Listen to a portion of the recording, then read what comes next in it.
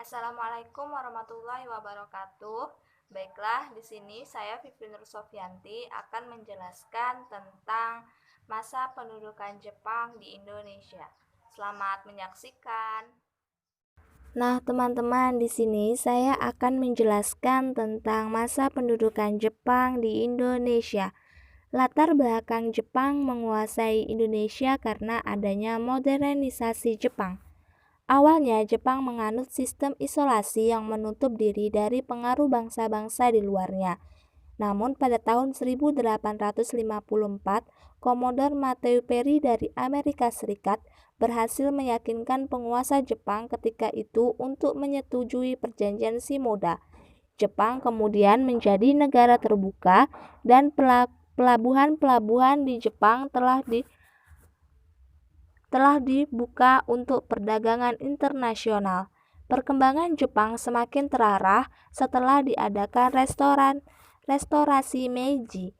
Beberapa bidang yang tercakup dalam gerakan pembaharuan antara lain bidang militer, pendidikan, perdagangan, dan industri.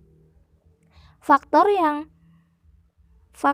menarik Jepang untuk melakukan politik ekspansi ke Indonesia yang pertama adalah Indonesia merupakan wilayah yang kaya akan sumber daya alam yang sangat dibutuhkan bagi kelangsungan industri Jepang.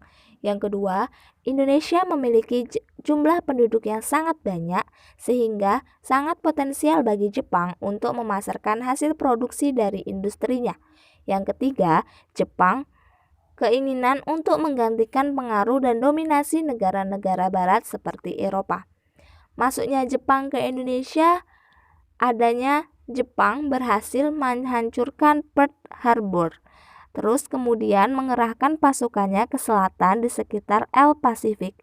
Saat itu Jepang membagi angkatannya menjadi dua kelompok, yaitu Angkatan Darat disebut Rikugun dan Angkatan Laut disebut Kaigun.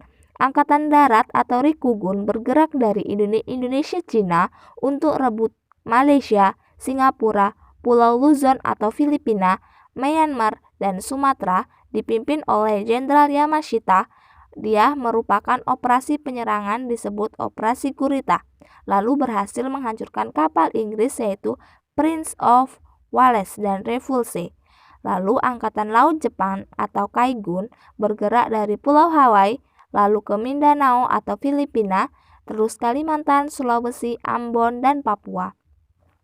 Saat ini Indonesia merupakan salah satu target kawasan selatan yang saat itu berada di bawah kekuasaan Belanda. Pada tanggal 11 Januari 1942, Jepang berhasil mendarat di Tarakan, Kalimantan Timur. Tarakan, Kalimantan Timur merupakan daerah penghasil minyak yang utama. Lalu pada saat itu, Komandan Belanda menyerang pada tanggal 12 Januari 1942 karena kedatangan Belanda. Lalu pada 24 Januari 1942, Jepang berhasil menduduki Balikpapan. Balikpapan merupakan sumber minyak yang kedua setelah Tarakan atau Kalimantan Timur. Pada tanggal 29 Januari 1942, Jepang menduduki Pontianak. Di 3 Februari 1942, Jepang menduduki Samarinda. 5 Februari 1942 ke Kota Bangun. 10 Februari 1942 Jepang ke Banjarmasin. 16 Februari 1942 Jepang menduduki Palembang sebagai sumber minyak dikuasai kemudian di Jawa. Masa penjajahan Jepang di Indonesia.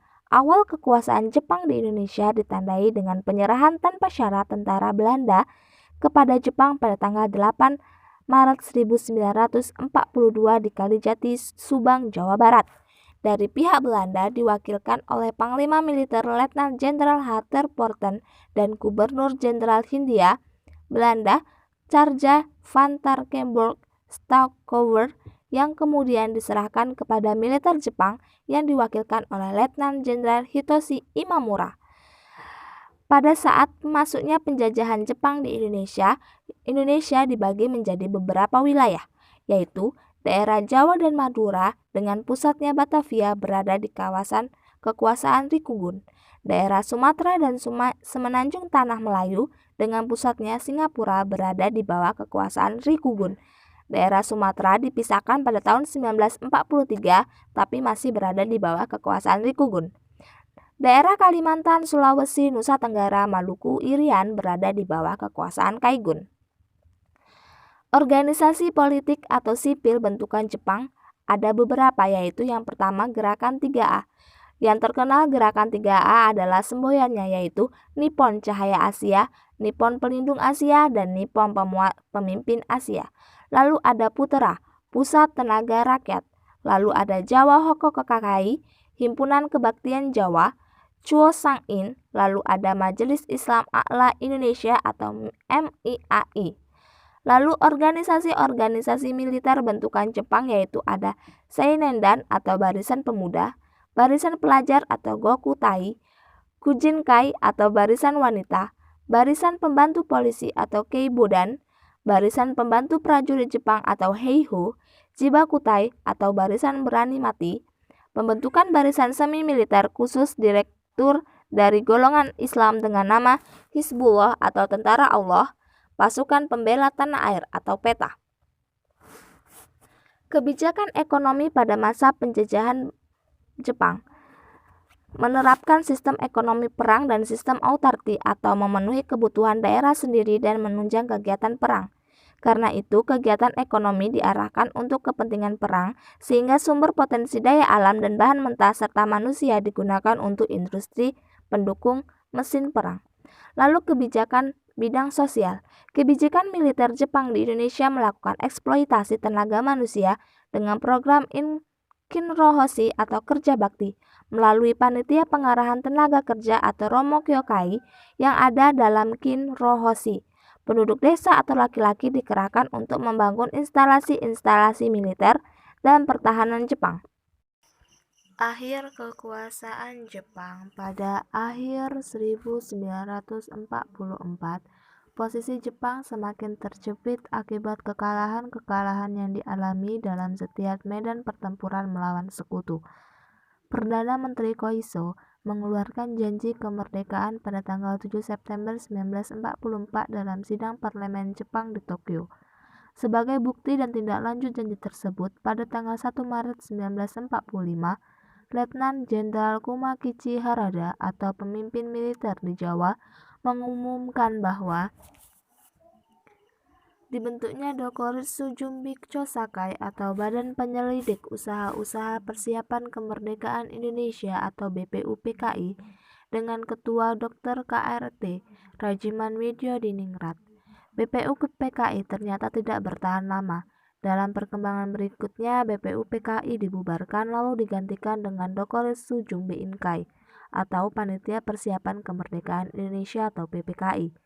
Badan ini diresmikan sesuai dengan keputusan Jenderal Terauchi, yaitu seorang Panglima Tentara Umum Selatan yang membawahi semua tentara Jepang di Asia Tenggara pada tanggal 7 Agustus 1945.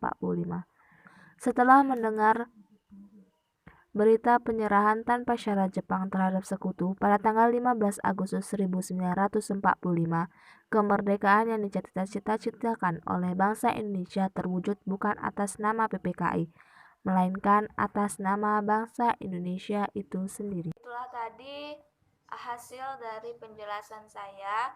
Semoga bermanfaat bagi teman-teman semua. Saya akhiri. Wassalamualaikum warahmatullahi wabarakatuh.